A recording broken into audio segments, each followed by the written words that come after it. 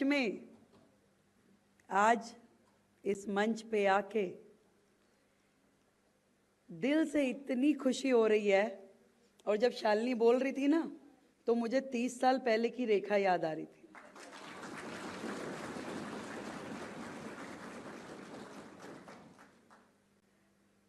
और मुझे ऐसा लग रहा था जैसे मैं बोल रही हूँ वो बात अलग है, मैं इतना अच्छा नहीं बोलती थी, पर विद्यार्थी परिषद का ये मंच साधारण सा, जिसकी बैकग्राउंड में कोई भी ऐसा व्यक्ति नहीं था जो आगे बढ़ के संस्था से जुड़ के काम करता हो, और कैसे 1993 के कॉलेज में मैं संगठन से जुड़ी और फिर जुड़ती ही चली गई। आज भी मुझे अपनी छात्रा प्रमुख याद आती है, ऐसा लगता था कोई क्लास की मॉनिटर है, श्वेता कौल। और वो बहुत प्यार करती थी, सब छात्राओं को सहेली बना करके घर में परमिशन लेनी होती थी तो उनको लेके आते थे, मेरी मम्मी से बात कर लो। मोनिका कक्कड़ थी, अब अरोड़ा हो गई हैं, जिन्होंने हाथ पकड़ के, जिनको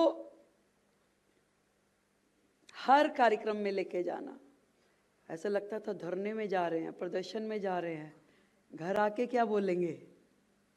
पर जब वहाँ जाते थे तो लगता था कि नहीं, अच्छे कॉज के लिए कर रहे हैं, करना चाहिए। डांट भी खाते थे घर में, ये भी देख लेते थे कि टीवी पे फोटो ना आए,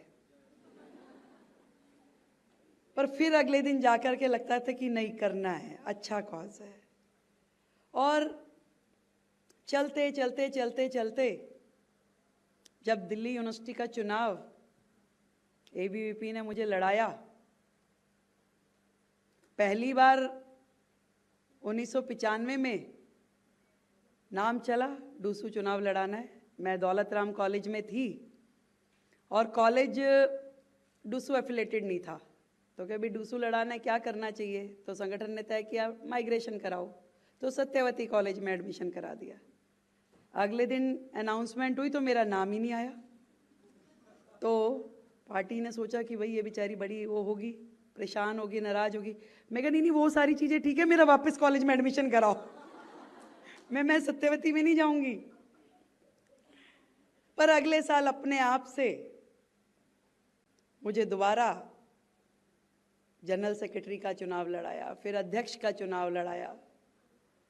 और इतना मैं आपको कह सकती हूँ, आज मेरी देश के कोने कोने से आई इन युवा छात्राओं को इससे बढ़िया मैनेजमेंट का कॉलेज कोई नहीं हो सकता। जीवन की जो ट्रेनिंग यहाँ मिलेगी वो आपको बड़े बड़े मैनेजमेंट इंस्टीट्यूशन में नहीं मिलेगी, जो आपको देश के साथ भी जोड़ता है, समाज के साथ भी जोड़ता है, और एक एक बारीकी आपके जीवन भर साथ निभाने वाली वो गुणों को आपके अंदर लेके आता है। आज जब दीप प्रज्वलन हो रहा था तो मैं सोच रही थी, देखो कहाँ पीछे से दीप पकड़ाने से लेकर के आगे दीप जलाने तक की यात्रा चली। और वो जो ट्रेनिंग मेरे अंदर आई, मैं आज भी किसी संगठन के मंच पे होती हूँ तो मैं उनको कहती हूँ, ये बत्ती ठीक से लगाओ, इसके ऊपर कपूर लगाओ, इसको दीप प्रज्वलन ऐसे करना है, ये माला ठीक करो, मूर्ति सही से लगाओ। एक एक चीज इतना जबरदस्त तैयार किया गया कि आज 5 लोगों का कार्यक्रम हो या 5 लाख का हो, अकेले दम पे खड़े होकर के मैनेज कर सकते हैं। मुख्यमंत्री के नाते सम्मान मिलेगा ऐसा कभी नहीं सोचा था, पर हाँ, कदम कदम पे मेहनत को रिवार्ड मिलता गया। जितनी ज़्यादा मेहनत करी, जितनी ज़्यादा निष्ठा से काम किया, हर पल उसको सम्मान मिला। मुझे लगा कि मैं ऐसे संगठन के साथ जुड़ी हूँ जो मेरी केयर करता है, जिसके लिए मैं परिवार हूँ, जिसके लिए मैं बहन हूँ। हर कदम पे मुझे संभालना, हर कदम पे मुझे बढ़ाना, वो काम यदि किया तो विद्यार्थी परिषद ने शुरू किया और भारतीय जनता पार्टी ने उससे आगे किया। मंच पे बैठे बैठे मुझे वो सारे क्षण याद आ रहे थे जो मैंने यहाँ गुजारे। लगता था कि क्यों करना है। बड़े बड़े शब्द जो यहाँ बोलते हैं ना हमारे संगठन महामंत्री जी, आशीष चौहान जी, मनु दीदी, समझ में नहीं आते थे उस समय, पता नहीं क्या बोल रहे हैं।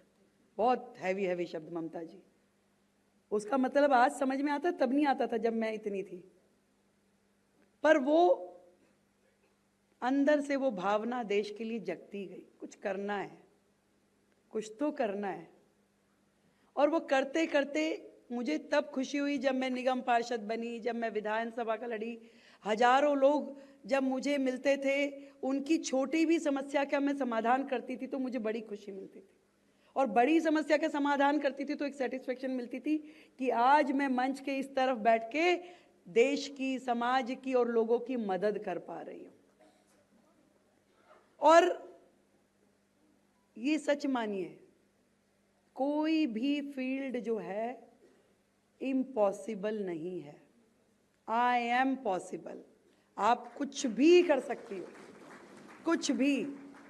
यदि आपने तय कर लिया। अभी परसों मैंने महिला पत्रकारों के साथ में एक वार्ता रखी।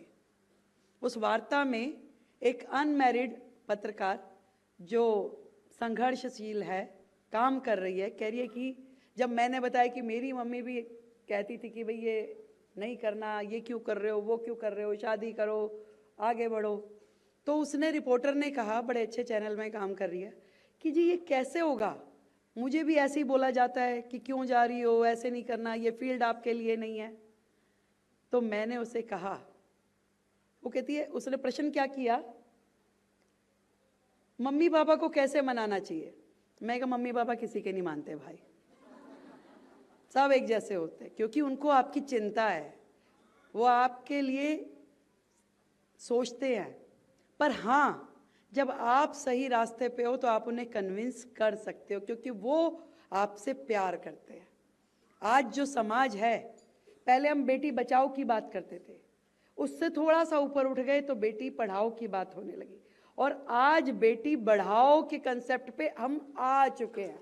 भारत ने इतनी प्रगति कर ली है, और बेटी को सम्मान के साथ बढ़ाने के लिए आज अधिकतम माता पिता तैयार है, और बाकियों को हमें तैयार करना है।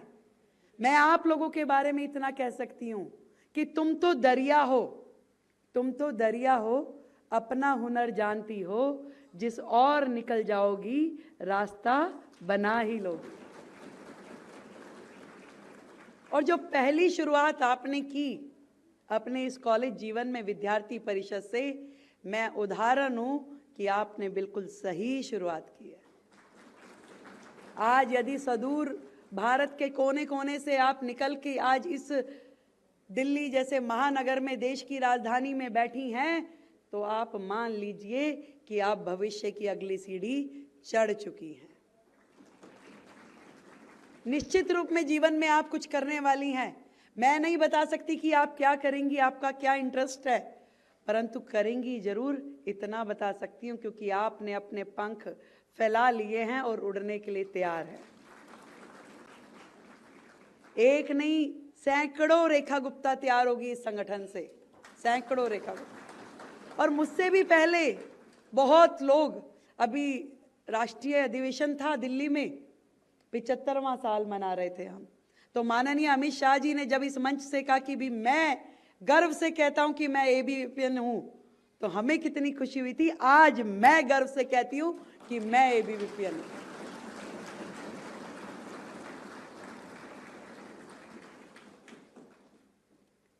कुछ नहीं से बहुत कुछ का ये सफर बहुत ही अच्छा रहा।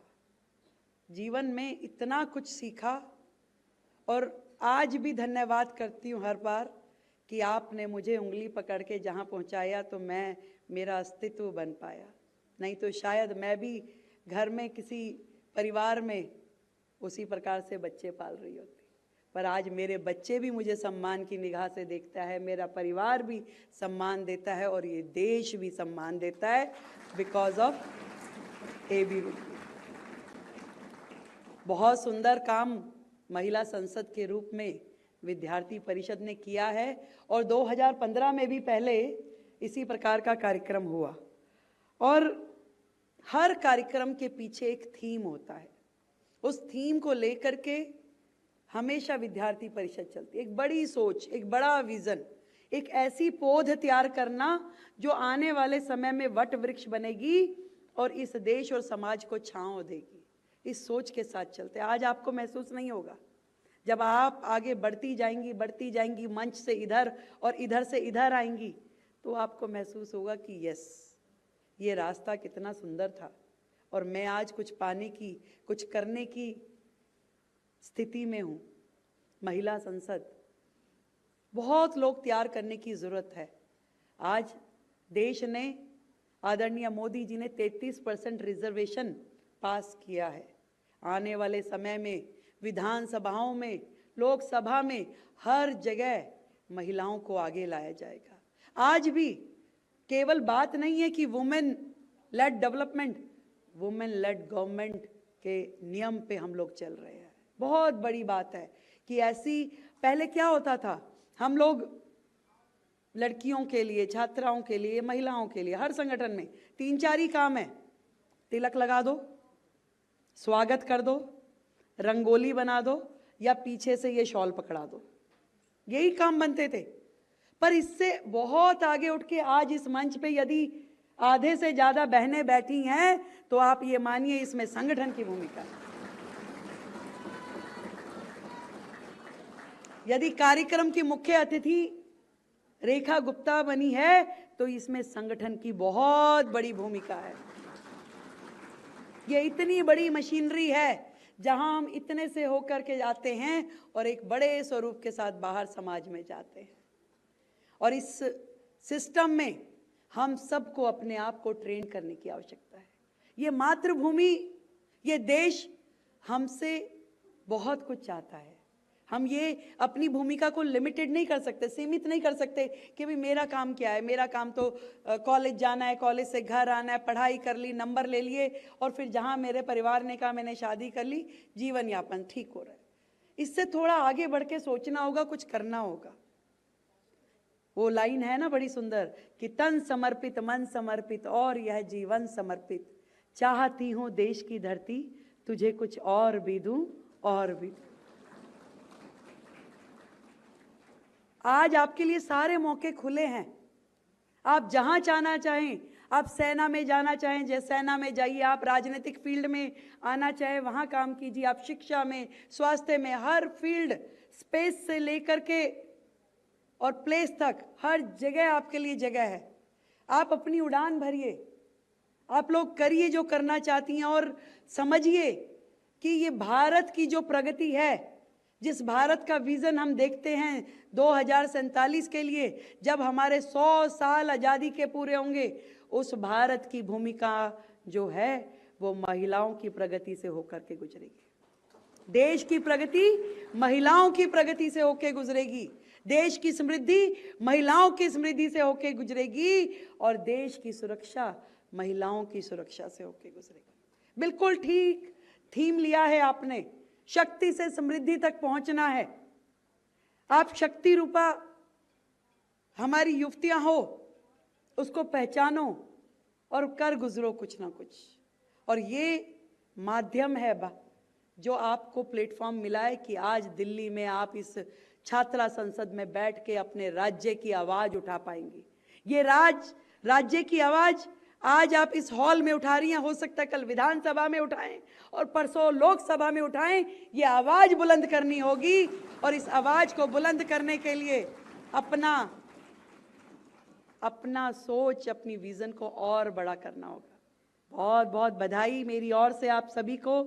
जीवन में खूब तरक्की करें, आगे बढ़ें और अगली बार जब मैं मंच पे आऊं, मैं वहां बैठ के देखूंगी तो मुझे यहां से दूसरी, तीसरी, चौथी रेखा गुप्ता नजर आएगी।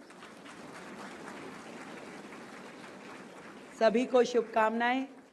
दिल की गहराई से फिर से इस मंच के माध्यम से मेरी विद्यार्थी परिषद को मैं धन्यवाद करती हूं, जिन्होंने मेरे जीवन में इतना बड़ा रोल प्ले किया। हमेशा ये संगठन आगे बढ़े और मेरे जैसी लाखों बेटियों को तैयार करे जो देश की चिंता करे, इस मातृभूमि के लिए काम करे।